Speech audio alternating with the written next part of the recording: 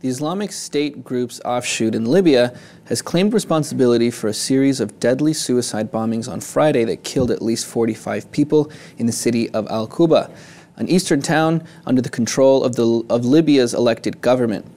The group has said the attacks were in retaliation for the killing of Muslims in the Islamic militant stronghold of Daria.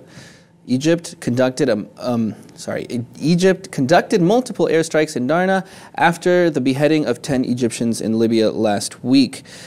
Joe, this raises a lot of concerns. Obviously, I think this is just, to say it bluntly, this is just the beginning of a lot of violence that is to come as we see the IS really spreading throughout Libya. Any other immediate concerns that we should be having other than the obvious violence that is going to rise in the country?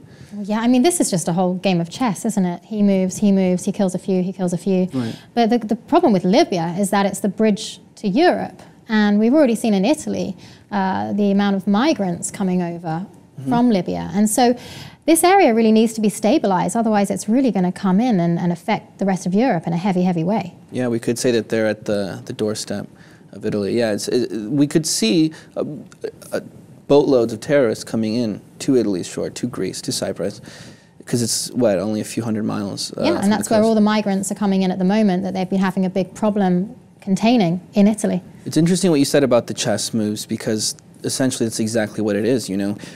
Egypt will intervene, carry out airstrikes, and then what is IS going to do? You know, they're just going to go do something else and do it publicly on video and get somebody else upset. The same thing happened in Jordan, right, with the burning alive of the pilot. And it's like, we're not going to stop this problem one airstrike at a time, one country stepping in, doing airstrikes for a few days, and then stopping. We need a permanent solution to this.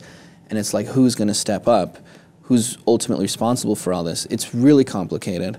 A lot of things go into this. It's not black and white, but at the same time, you could point fingers at a few countries and say, well, you did have a big part in this, you know, indirectly, in some way. For example, the US, France, Britain even, they were so quick to get Gaddafi out of power, to establish democracy. We were so quick to jump on the rebel side, but now that there is really no clear government that has a stronghold on the country, and things have gone so downhill, it's like they're kind of just saying, well, now it's your problem. Absolutely, and with the embargo on Libya, Obama made a declaration not to arm rebels, but the UN needs to lift this embargo as far as I'm concerned. Libya needs to have the right and the means to defend itself if we're going to have any chance of fighting back against this thing. Again, though, even that's really tricky, and the UN is really reluctant to do so for a few reasons. What if these guns get into the wrong hands? We are talking about not just IS, but IS-affiliated groups, and also thousands of other armed groups that are all fighting. Some might associate themselves with ISIS, some might not.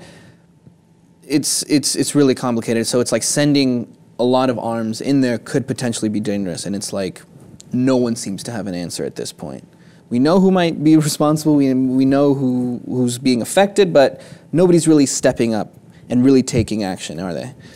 Well, the UN is going to have to take some responsibility for what happens in Libya if they don't allow Libya to have some arms. But I do understand this is a tough decision. They want to make sure it doesn't get into rebel groups. I personally think that they need some method in which to defend themselves, though. Totally. Let us know what you guys think.